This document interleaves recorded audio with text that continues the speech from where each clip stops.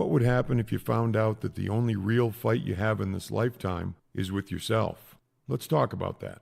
Welcome to When I Stop Fighting, the podcast. My name is Daryl Dittmer. Today I'm joined by Rayna Schroeder. Rayna helps purpose-driven leaders go from being unhappy, thinking, is this it, to rediscovering joy and fulfillment, lead in a way that uplifts others, and create great places to work. Described as a partner in exploring possibilities, her clients clarify, further commit, and find the energy to create and sustain changes for themselves and their organizations. Welcome, Rayna. Great to have you on today. Thanks, Daryl. It's great to be here to have this conversation with you. Thank you. Yeah, I know we talked a little bit a few days ago and about what you do and a little bit about from whence you come and why you do what you do, which I think is kind of the coolest thing about people. How do we spend our days? And then, but why do we spend our days like that? Which I think is a cool thing to explore. So if you would be so kind as to share your journey to where you are, and go back as far as you want, whatever contributes, whatever matters, please include so our audience can get to know you a little better. Sure, thanks. And I'm going to use the same technique I use with my coaching clients. I'm a leadership coach, so I help leaders be at their best so that they can help others be at their best as well. And when I first work with a client, I ask them to think about their leadership journey in three parts. One is kind of growing up. The next part's your first job, and then the next part's where you are today. So I think I'm going to follow that same format. Sounds good. So growing up, English was my second language. Both of my parents were deaf, so I grew up knowing sign language as my first language. Wow, interesting. Very cool. And I was also the firstborn. So, had responsibility at a very young age. I can remember, I was on the phone on one end and I was interpreting for my parents, and then they would say something and I would say it back. So lots of sort of responsibility at a young age. So I think that was my first sort of leadership foray. And then I was a coach for a high school dance team. I had been on the dance team and then I became a coach. And I just followed what the head coach did. I was kind of the junior coach for a couple of years. And, and their style was command and control, and you do what I say and you stay in line. So I thought, well, that's the way you lead. And then I got some training in leadership. And I realized that I wasn't doing these young women a service by telling them what to do all the time. It was much better when I collaborated with them, when I encouraged them and asked them questions and sort of enabled their own leadership to come forward. And for me, that was a pivotal point for me in my leadership journey about, these are the different styles of leadership and what the impact is. And I remember there was a time in the early 2000s that was a pivotal point for me about becoming a coach. And that was, I was working for a consultant at the time, and I remember being miserable at work. I hated Sunday nights, dreaded going in on Monday mornings. I used to tell friends and family that I felt like a little piece of my soul was dying every day when I went into the office. Hopefully people listening, there's nobody out there that's feeling that badly, but if there is, there were two big reasons for why I felt the way I did. One was certainly me looking around at everything and everyone else as the problem instead of looking in the mirror. And then the other reason was the leadership team that I was working with at the time. Because I think if you're a leader, you can create one of two environments. And when I say leader, I don't mean that you have an official title or a rank. To me, leadership is about influence. If you have influence at home, at work, in your community, you're a leader. So to me, it's not whether you're a leader, it's the extent to which you're choosing to lead. And as a leader, I think we can all create one of two environments. The first environment invites people in, makes them want to be there, perform at their best, ideally give back to something that's important to them. And then I think the other environment a leader can create makes people want to run away and quit. And some people do just that. They quit mentally and emotionally, but they still show up physically for the paycheck, just kind of going through the motions at work. Worst of all worlds in my mind, because life is way too short to be miserable, especially at work, since we spend so much of our time there. So the work that I do with my clients is fortunately based on my turnaround, which took a lot of work and research and time to rediscover my, joy and purpose and sense of fulfillment.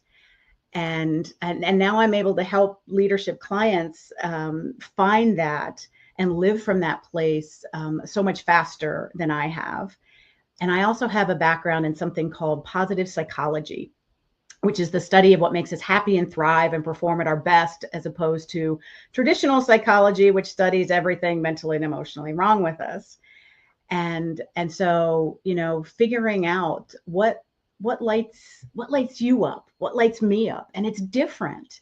And some very sort of easy, scientifically based things that can make us lastingly happier and more optimistic. And when we're doing that, when we're at our best for ourselves, then we're able to be at our best for others, for our families, for our communities, for our organizations. And life is just so much more fun and fulfilling that way, to live that way.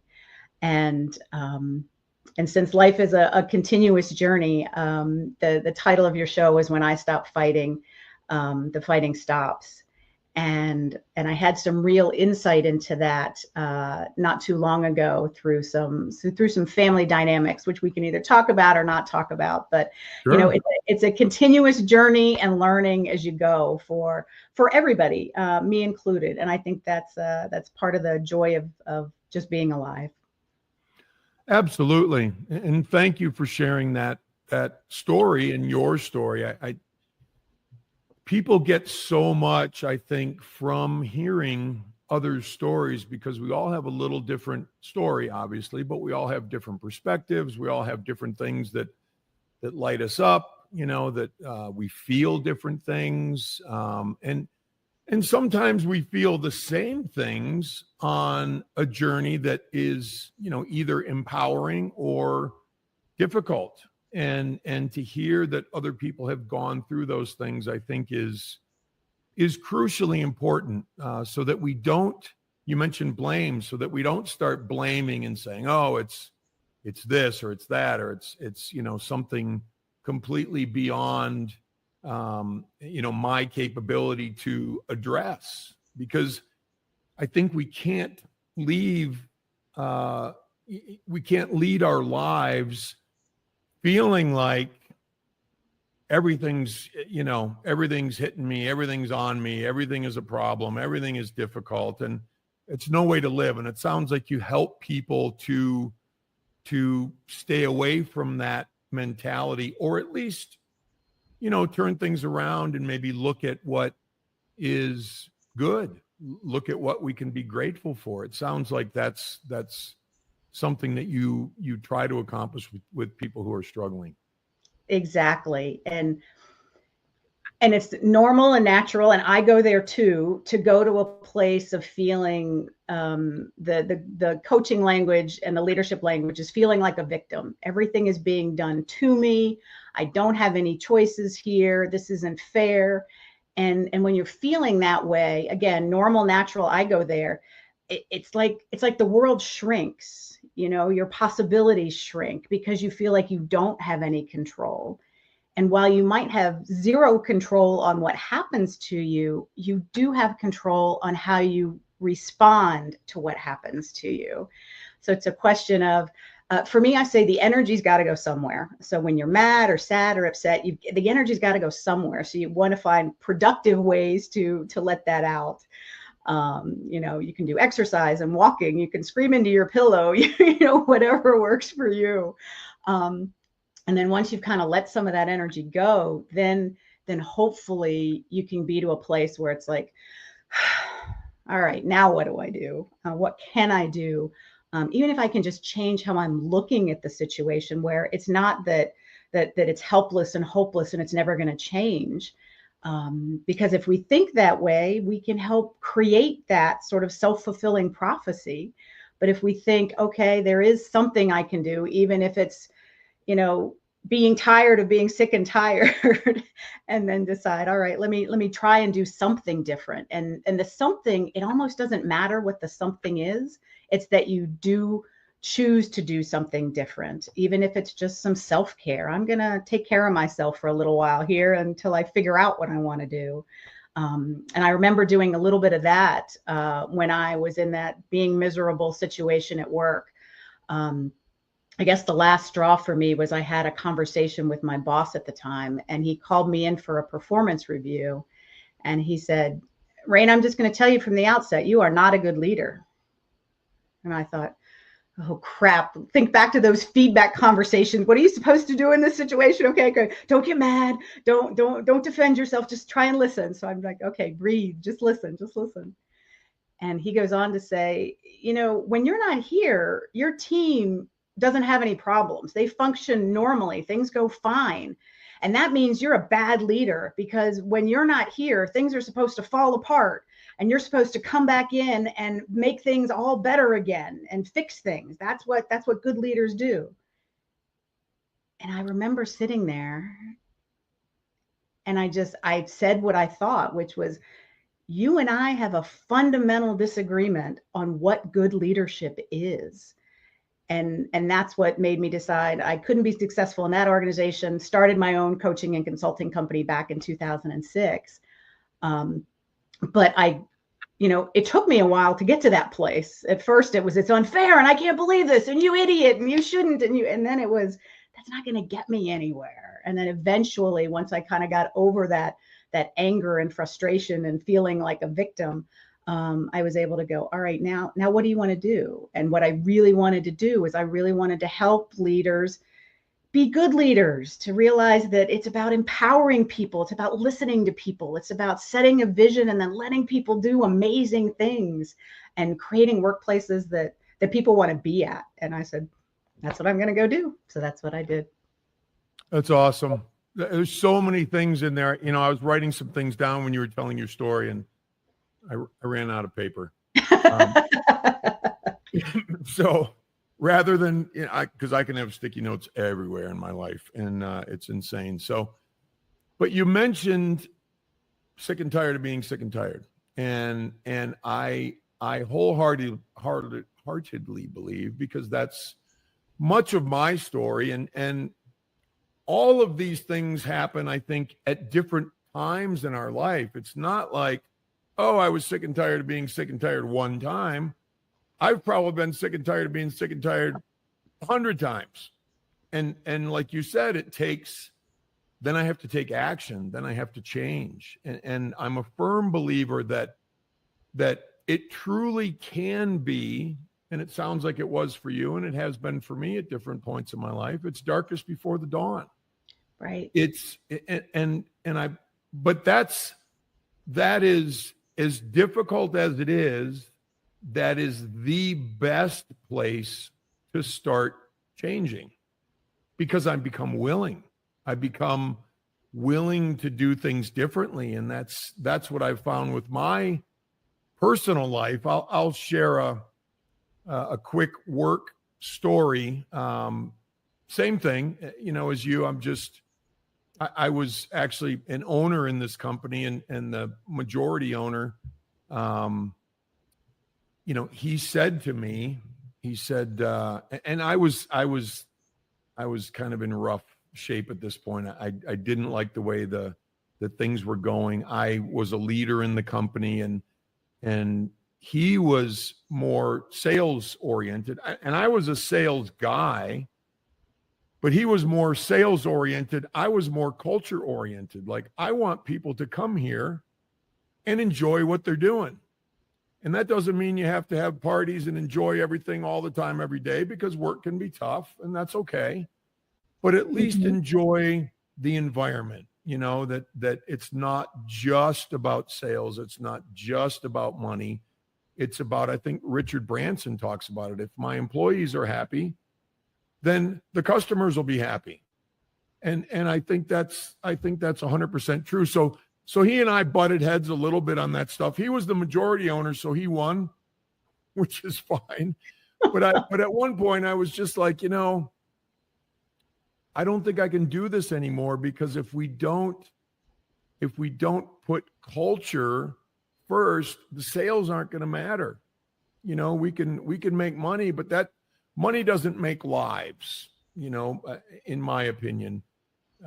Being contented and fulfilled makes lives. And it sounds like those are the things that you are training and teaching and helping with. And I'm so happy to hear that, because we need more of that. We need business that's not just focused on the dollar. We need business that's focused on helping people lead great lives.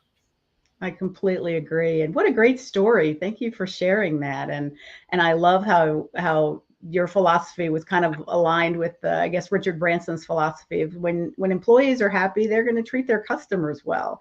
And yeah, I agree. Work should be a place that is enjoyable, fulfilling, that is helpful to other people, to the planet. And if you are making money by doing that, all the better. It doesn't have to be either or. It's not like I'm doing good for the planet and I have happy employees, or I'm making money. You can absolutely do both. And there are organizations that are proving that every day. And it's about, I think it goes back to sort of my recognition with the high school dance team. It's recognizing that there's another way. There's another way to lead people other than command, control, and authoritative and telling people what to do. But if you're not exposed to that, or if you don't learn about that as a possibility, you just keep doing what you've always done. And so I think part of it's just learning that you can be successful doing different things. And as I say that, I think that's true for life in general. It's, one of the questions that I'll pose to my leadership clients that are in a tough situation is, what happens if nothing changes? You say you're not willing to do A, you're not willing to do B, you're not willing to do C. It's too hard, it's too tough. I don't know if I can do it. I'm not trained. Okay, so you're in this same situation and we're having this conversation a year from now and nothing has changed. What does that look like? And sometimes it's just recognizing I can't live in this pain anymore. And sometimes the pain has to get really bad for somebody to want to make a change. So for me, if somebody's not willing to make a change now, or not willing to shift their thinking, or not willing to work with me or try a different approach, then it's okay, we'll kind of see how this plays out. Maybe it just needs to get even more difficult for somebody to realize, wow, I can't keep doing this. And now it's okay. Now I'm open to other ideas and conversations and doing something different. Right. And it's kind of a rock bottom thing, right? And I feel like many times that's where people need to find themselves. And I've had to do that. I will kick the crap out of myself until the cows come home, and then I'll do something about it. And I'm getting better. I'm 59, so I'm getting better at it, which is cool. But that's the way my life has been.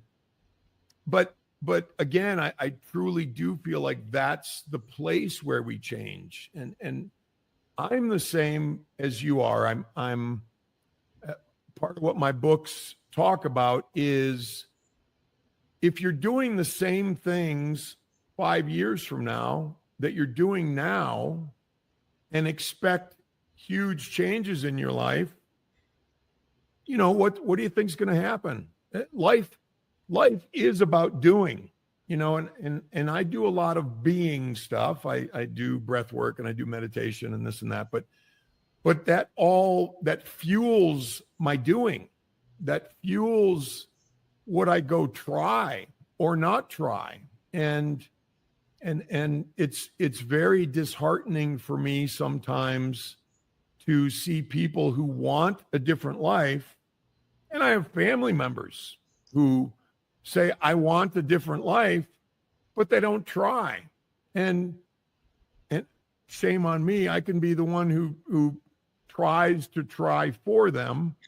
But Yes. right? But I kind of gave that up. I'm going to rescue them. I can fix them and save them. Right. Well, and I gave that up a while ago, but I still want it for them. Yeah. And one of the old sayings is, I think that, don't want something more for people than they're willing to want for themselves.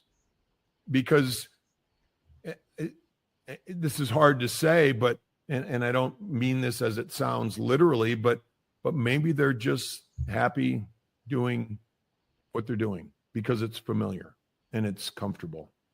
As uncomfortable as it is, it's comfortable because that's what they're used to. And you sounds like you find that sometimes in your professional work, and do you find it also in your personal life?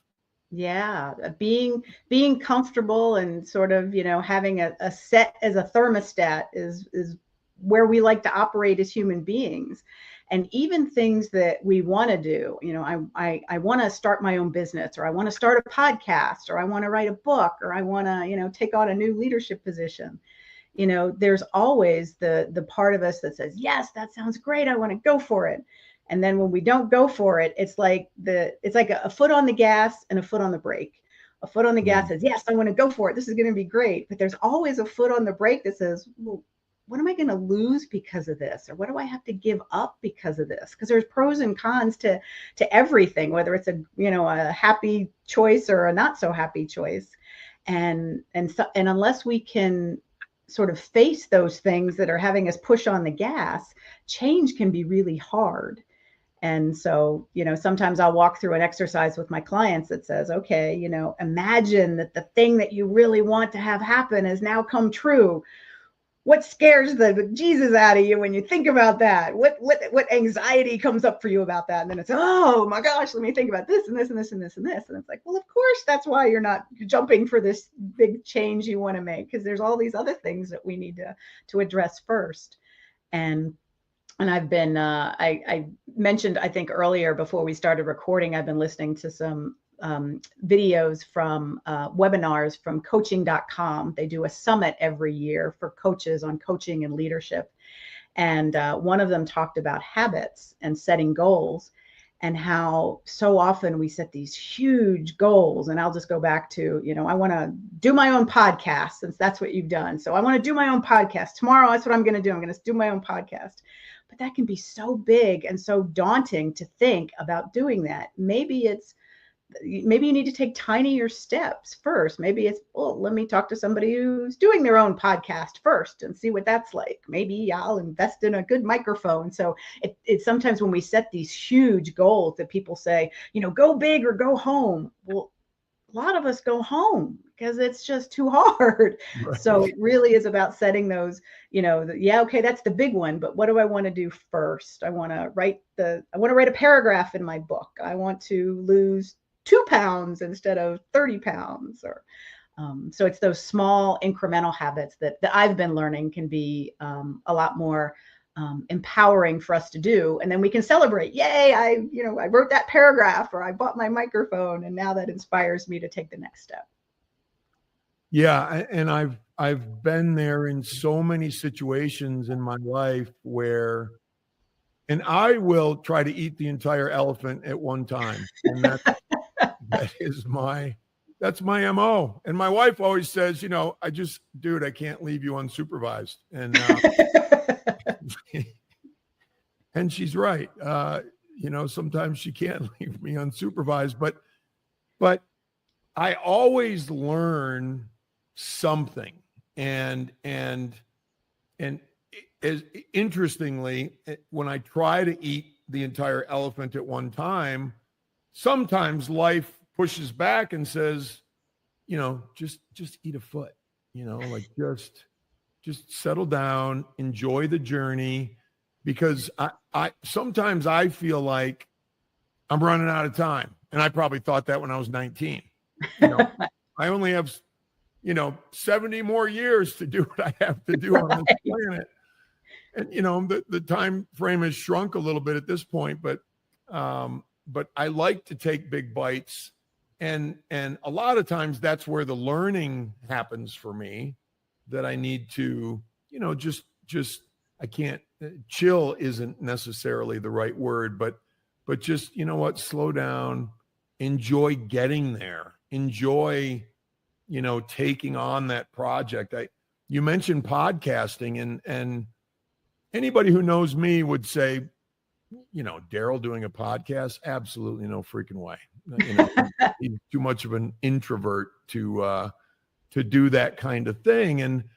But I'll keep this quick, but my life started as a very blue collar. My dad was a mechanic, and, my mom took care of the household and that sort of thing. Nobody in my family had ever graduated from college, and, et cetera, et cetera. So it was very blue collar. And then I got involved in, then I got sober. Then I got involved in sales, and because I wanted to take on life. I wanted to go, I wanted to do stuff. And so as I'm taking those big bites, I'm also getting my butt kicked. I'm also really having, difficult times with things. But to make a long story short, it has been a life of taking risks where I didn't feel safe, and I didn't feel comfortable, and I didn't feel like I knew what I was doing.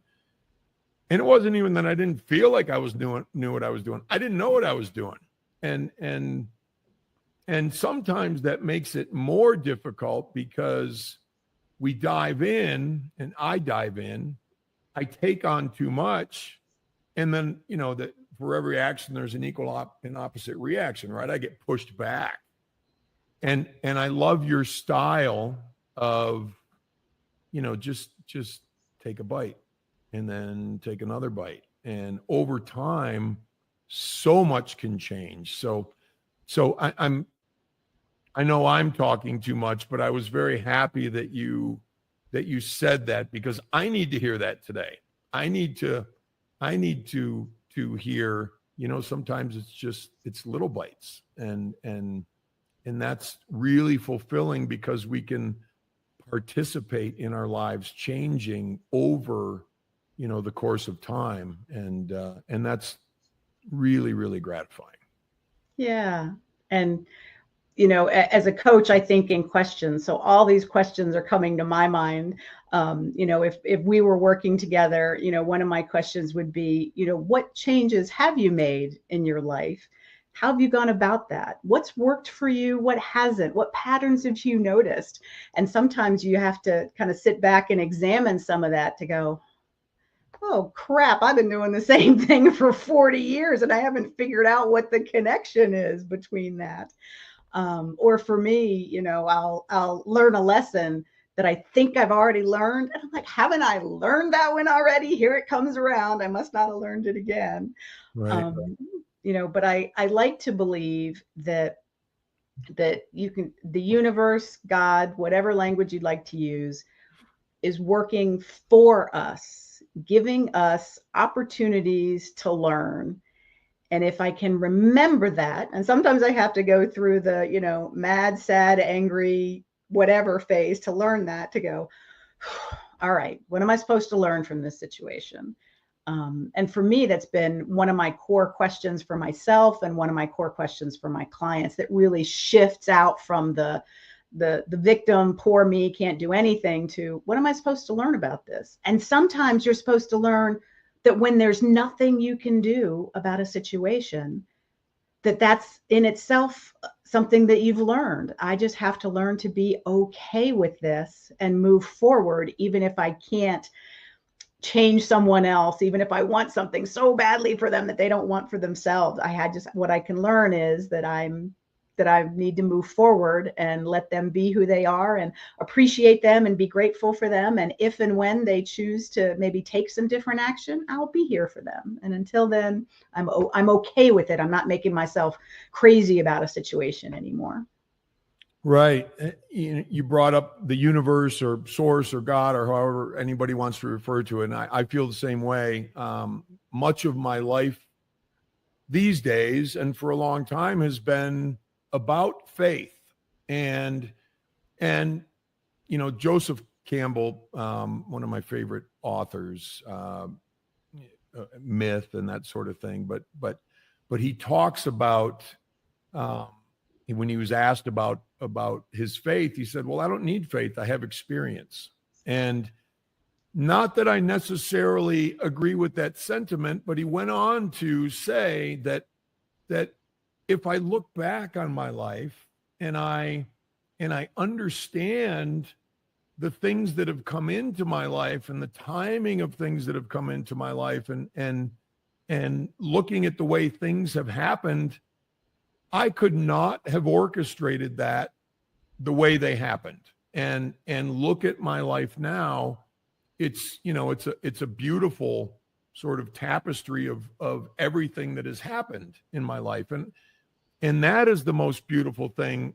And that's how I feel about my life, because I could not have given myself the lessons that I received from God or the universe or source or however you want to refer to it. And I will get those lessons, and either I learn or I get it again. And then I either learn or I get it again.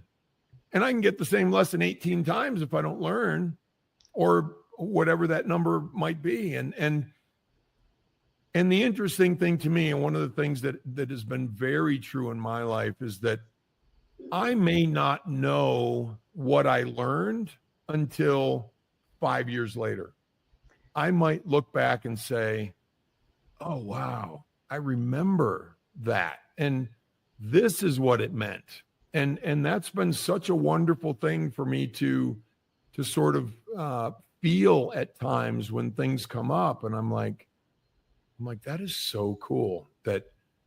And who's in charge of it? It's not me. I'm not smart enough for that. Right? I'm not cool enough for that. I truly am not. And anyway, I love that element. You were talking about that, and it just made me think of faith. And do you help when you're working with clients? Do you help them sort of tap into that, their belief system and their faith, and looking at how things have worked so far and how things can potentially look going forward? That sort of way of seeing life. Absolutely. And I love how you use the word tapestry, and I love that, the tapestry of our lives, and the tapestry of my leadership coaching clients' lives. It's who are you? What's important to you? What guides you? What do you do when you're feeling small, defeated, victim? What supports are in your life? What do you want to do with your life? How do you want to make a difference? And whatever the answer is the right answer, because it's their answer. And part of it's sometimes having a conversation that says, well, I hear some things you want to do, but those sound like somebody else's desires for you. What do you really want for yourself? How do you define success? And that's part of the fun and the joy to me about working with people, is we are all the same, and we are all incredibly individualized as to what makes us happy, what makes us light us up, what purpose do we have, what do we really believe in, what motivates us, and to remind ourselves of what those things are, because there's a whole toolbox of things that we can tap into when life gets hard. That we can remember some of those lessons we've learned and look back on those horrible times in our lives that we've come through, and the resilience that we have, and just to be able to have that calm, wise confidence that we can get through it, whatever it is that we're facing. Just provides me so much peace. And I hear that from you as well, that you have that, you've done the work and the experimentation and the learning to realize that you can handle whatever's coming up in a way that is good, not just for you, but is good for the people around you as well, trying to make others in the world a better place. So I thank you for the work that you're doing with just this podcast in trying to make a difference in this world. Thank you. I really appreciate that. I think it's crucial. The only way, and we see it a lot in the world today, right? Everybody, or we see a lot of people, oh, I have the answers to the rest of the world's issues. Nobody has the answers. Good luck with that one.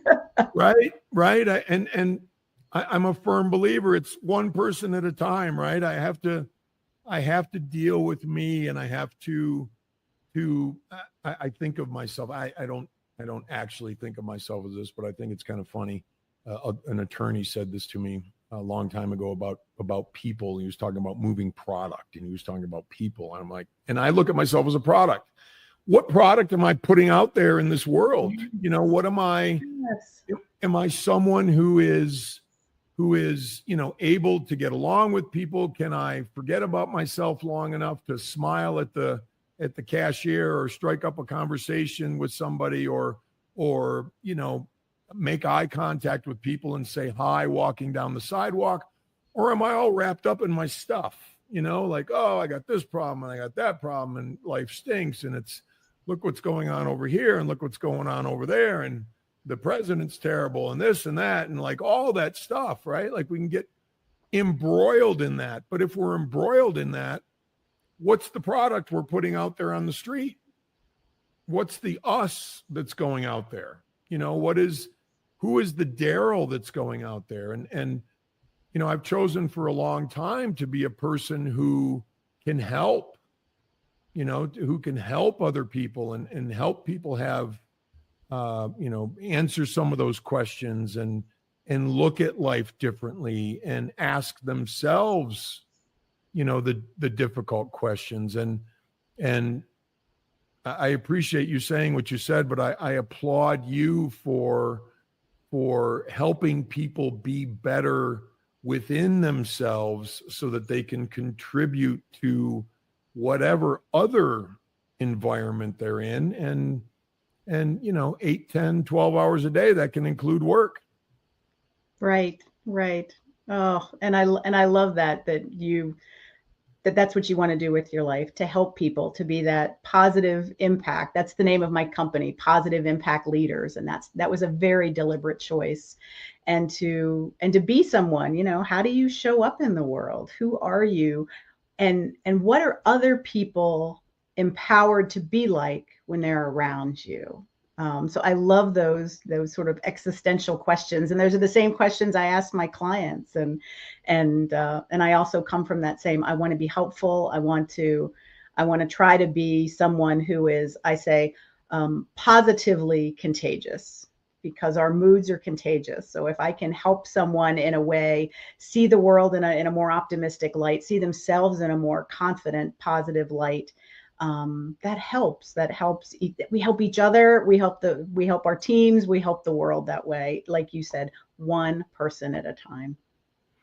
Yeah, that's beautifully said. The cool thing about having been on this planet for a bit and working on my stuff for a long time is, you mentioned mood, and I agree with you. Whatever we're bringing to the table is contagious. And so I do certain things on a daily basis to make sure that what I'm bringing to the table is something that's I want to say positive. Sometimes I struggle with the word positive, but is something that helps people and doesn't detract from people, and it helps empower people and that sort of thing. So what are the things that you would teach an individual to look at, or think about, or practice, or implement in their lives that helps them, you know, bring that wonderful mood into whatever they're doing? Thanks for the question. A couple of things. We always start with their values and their purpose in the world. You know, what are the things that are really important to you, and what do you believe that your life is about? It could be through work, it could be through other things, but what are those things? Because you can always go back and anchor in those things when times are tough, or as you're you know, deciding on a course of action. I want to do A or B. Well, if family is one thing that's really important to you, and you have a job opportunity that is potentially going to take you away from family significantly, is that something you want to, go back and run through the filter of your values? How does this align with my values? How does this align with my purpose? And then it's also about what specific things, bring you calm, allow you to tap into the best parts of yourself. For some people, it's meditation. I do that religiously every day. But it doesn't have to be, I'm sitting for half an hour or 20 minutes. Sometimes you can meditate for, 2 breaths before you have this difficult conversation with someone, just to center yourself. So sometimes it can be really small acts. I also have an exercise, and I'll share this with you. And it's an exercise from positive psychology, a guy named Martin Seligman. And it's called What Went Well. And it's to think of 3 things that went well for you yesterday, if you want to do it in the morning, or at the end of the day, because it allows us to look through the world at what we're grateful for. And gratitude practices just light us up, make us more optimistic. And whatever we're looking for as human beings, we find. So if we're looking for problems, that starts to fill our lens. And if we're looking for what's working, that starts to fill our lens. So it's a great exercise to be able to really balance this out in the world, from always looking for problems, which we do as a matter of survival. So we'll always do that. But let's also pick up the what's right lens and the what's working lens. And we need to be intentional about those thoughts and those actions. So that's one of the things I work on with clients, is how can you do these small intentional actions that will help you be at your best, so that you can then, help others be at their best as well. That's wonderfully put. And thank you for sharing those things. I'm a huge fan of and practice meditation. And sometimes when I don't, quote unquote, have time, which is garbage, because I always have time if I get up earlier. So that's how I believe about this. But sometimes if I'm feeling a little rushed or whatever, I'll go outside and sit on the deck and sit in my chair and close my eyes and do some breathing. And then I will just feel the breeze across my skin. And that's the coolest thing. It's like somebody's pulling a silk sheet over my skin. If I'm there for it, I have to be in that experience at that time. But that can be as calming as a 20-minute, meditation. Just taking that time to stop and to center a little bit and to be in that moment. So thank you for sharing that. And gratitude is, people ask me and have asked me, do you pray? And I say, I say, number one, if God is God, God knows what I need, when I need it, how I need it, etc. All I do is say thank you. I just say thank you. And so every morning I say thank you for my family and my wife and my parents. And, there's a lot of people who are gone in my life now, mentors and things over the course of time. And so that's a beautiful exercise that I engage in every single day. And that reverberates.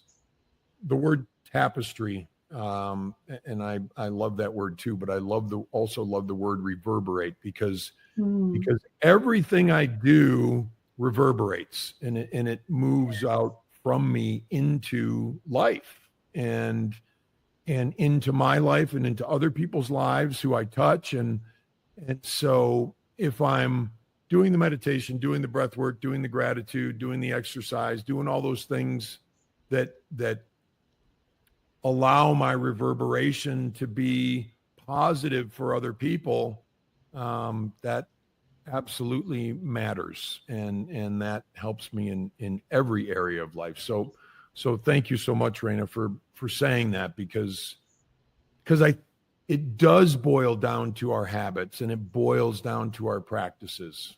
So I'm going to switch gears just a little bit and ask you a question that I thought of earlier when you were speaking, but I wasn't sure I was going to ask it. From a leadership perspective, and I don't necessarily know that I know the answer to this question. Intrinsically, there's something that kind of tells me I do, but I don't, I'm not certain. How many, of 10 people, how many of those 10 people can be real leaders in an organization or a workplace or an environment? Good question. And I'll just say at the outset, I don't have the answer to the 1 in 10 or 5 in 10. But for me, leadership, it really is that anyone can be a leader from wherever you are, because I've seen people with no title, no power, just be kind and helpful to colleagues and coworkers, and they're sitting in a room and the boss 2 levels up asks a question and everybody looks at that one person, the junior intern that was just hired a year ago, because of who that person is and the influence that they have and how they show up for people and how they're helpful for people. So for me, it's just been fascinating to watch that so many people will say, well, I want to get that promotion because then I'll have more leverage and more power. And then when we have that conversation about, well, who really has that in the organization? And it's not, and do you really want position power, or do you really want to be someone who has influence over someone else because of your heart and your kindness and your caring and your high standards and your devotion to purpose? To me, that's really what makes a leader. And so when you think about, who can be a leader, I think anyone can. But I think you need to look at the motives there about, is it that I want to be a leader because I want to help people, I want to bring out the best in people, or do I want to be a leader because I believe it's about position and money and power? And to me, that's not my definition of leadership. My definition of leadership is much more service or servant oriented. My job as a leader is to help and serve others. And that's the model that I ascribe to. I love it. Absolutely love it. And I probably, because I never really asked myself that question that I just asked you. But I would say, 10 out of 10 will be leading in their own way, whatever that way is. And so I agree with you. I think everybody has it in them. One of the things that was important to me, and I've said this in many environments that I've been involved in, different businesses and that sort of thing over time, but from being a laborer and a farmhand when I was a kid to owning companies and that sort of thing, I've always said I want to be a worker among workers. And I think you hit that just now when you were talking about that leadership. It's not the title. It's not, that has nothing to do with it. That doesn't make anyone anything. So very cool to align in that regard, and being a worker among workers, I think shows that I'm service oriented and servant oriented, because I want to contribute and I want to help. And I think that's what makes a great leader. I agree. So last thought, and this is an interesting topic for me, because positive impact, and we've talked about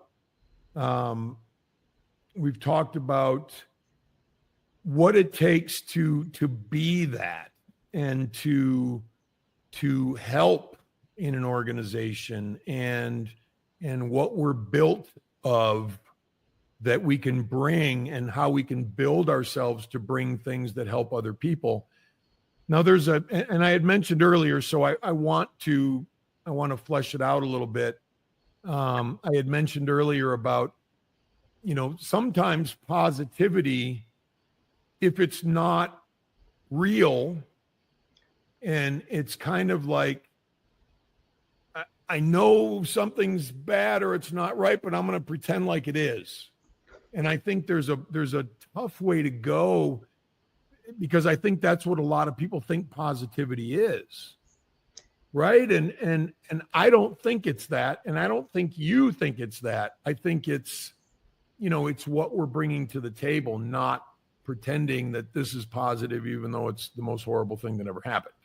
Right. Pretending it's positive when it's the most horrible thing that's ever happened is called toxic positivity. Yes, there we go. And nobody is buying it. Nobody is buying it.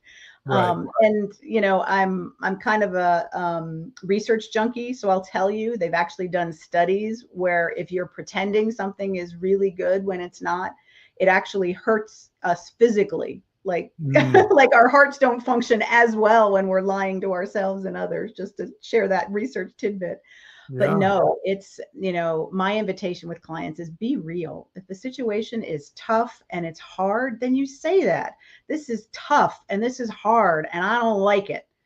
And I remember a story somebody told me. I also do leadership teaching and classes. And someone told me a story about how she was in the middle of an organizational, they were being reorganized, kind of the worst thing in organizations, to be reorganized. And the boss called everybody in because everybody was talking about it. And he said, this is a bunch of crap. I don't like it either. But I tell you what, we are going to talk about it among ourselves. So if you want to vent, you come into my office and we're going to vent and we're going to tear it up and we're going to sling mud. But then when we're out of this office, that's it. I don't want you talking about anybody. Don't want you talking negatively about the situation to anybody else. I want you to contain it within us and the organization. And she said it made such a difference day to day, because they would hear all the other people, oh, bad mouthing this and this is terrible and I'm a victim. But they were like, nope, I'm going to choose to address this differently. And she said, I had so much respect for how that person handled it, and so much respect for my colleagues for being willing to do that we want to make the atmosphere as positive as possible for us, even if we're going through this crappy situation. And we'll vent about it, but we'll vent about it in a specific time, place, and then we're like, all right, then that's it. We're done venting. I love it. I absolutely love it. And what came to my mind when you were saying that was, from a leadership perspective, people don't care how much you know. They want to know how much you care. And that leader certainly cared enough to do the right thing in that situation. That's powerful. I love that. Rayna, how do we find you? This has been a wonderful conversation. How do we find you out there in this world, and how do people get in touch? Yeah, a couple ways. One is through my website, positiveimpactleaders.com. You can find me there. I'm also on LinkedIn, and it's Rayna, Rayna Schroeder, and would love to be connected with folks. However we can connect, because we're both in the same business, trying to help people and trying to make the world a better place. So however I can help do that, I am open and honored to help. That's wonderful, Rayna. I have immensely enjoyed our conversation. I going down the roads of understanding what can help others and help this world. And you're definitely a person who's making the world a better place, which I respect immensely. So thank you so much for coming on, and thank you for sharing your wisdom and your stories. Oh, thank you. Thank you for your kind words. And as I said earlier, thank you for doing the work that you're doing. Your podcasts bring awareness and light and learning to others. And this conversation has been such a gift for me as well. So it's been a delight. And I appreciate you for what you're doing and what you're continuing to have these conversations. Thank you. Thank you, Rayna. If you've enjoyed When I Stop Fighting the podcast, please check out my books and my journals on my website, DarylDittmer.com. Enjoy a 15% discount by using the code PODCAST, DARYLDITTMER.